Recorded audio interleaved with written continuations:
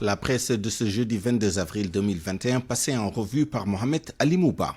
Bonjour. À la une, le Conseil présidentiel sur l'emploi et l'insertion ce jeudi à Diamniadio. Les confrères s'arrêtent tous ce matin sur ce rendez-vous fixé par le président à la jeunesse de son pays. Les jeunes du Sénégal à l'écoute du président, titre du coup Vox Populi. La jeunesse à l'écoute de Macky Sall, Bichron Sud Quotidien. Un travail décisif pour Macky Sall, relève le témoin. Macky face au stress de l'échec, soupire le journal Tribune. Macky Sall et les jeunes, une vieille histoire de chiffres, rappelle le quotidien. Selon le quotidien, Macky a la fièvre jeune. Le journal Le Témoin d'évaluer alors le président Macky Sall en ces termes et chiffres. Il ressort que le président Macky Sall a obtenu plus que la moyenne sur la question. En effet, constate le journal, il a effectivement créé ou favorisé la création de centaines de milliers d'emplois, même s'il reste beaucoup à faire.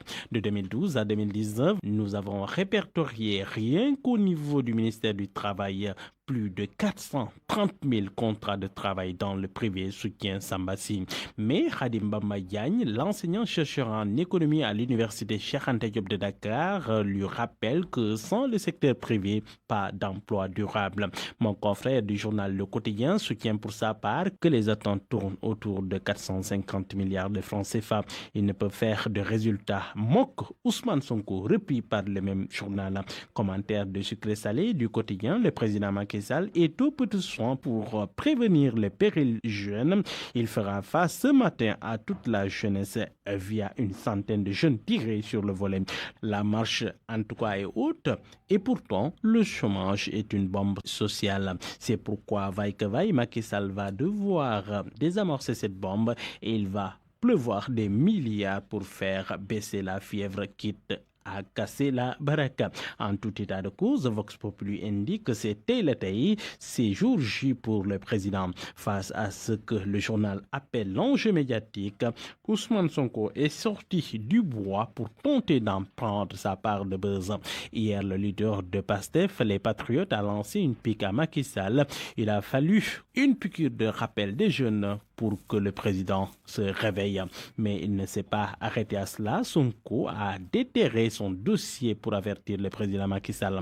L'affaire Adji Sarr, dit-il, est un dossier vide que la justice doit vider au plus vite. Je ne suis pas quelqu'un qui se laisse faire. Je suis prêt à y laisser ma vie si la justice n'est pas rendue dans cette affaire.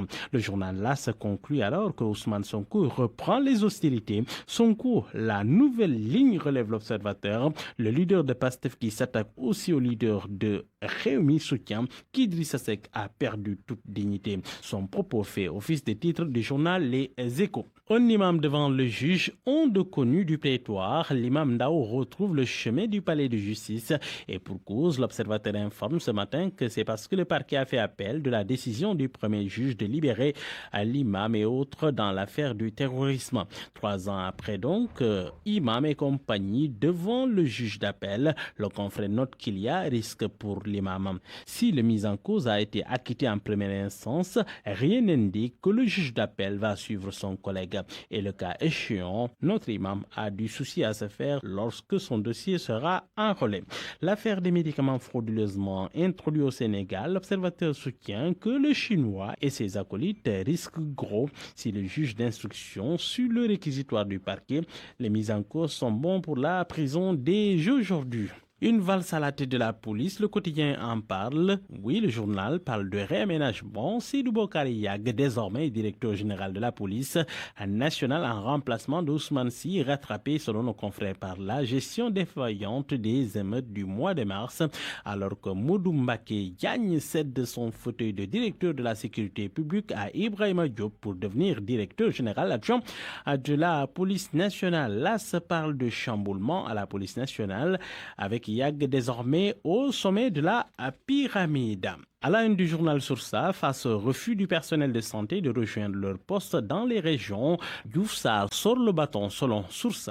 Mon confrère note qu'entre 2020 et 2021, pas moins de 3 notes de service ont été signées par le ministère de la Santé pour affecter des gynécos, mais ils ont tous refusé de rejoindre le sud du pays. Et pourtant, le gynéco qui a contracté hier avec le ministère de la Santé est certain d'empocher entre 800 000 et 1 million de francs CFA. Désormais, les agents qui refusent de rejoindre les régions ne pourront plus exercer la médecine au Sénégal selon le confrère. Dans le journal Les Échos, une querelle de leadership avec les enseignants apéristes qui s'abreuvent d'injures. C'était au cours de l'Assemblée générale du réseau des enseignants apéristes. Ahmed Suzanne Camara et Seydou Nourou Kane s'insultent d'eux-mêmes à lire dans le journal Les Échos. Puis sport pour boucler, le Yaraf qui entre dans l'histoire en Coupe CAF, vainqueur de l'Étoile du Sahel, 1-0. Selon le journal Record, le Yaraf de Dakar prend le quart. Oui, entendez, les quarts de finale. Chez Gay, l'entraîneur exulte mais reste humble. Il dit vouloir y aller mollo mollo, travailler dans la discrétion. Bonne lecture.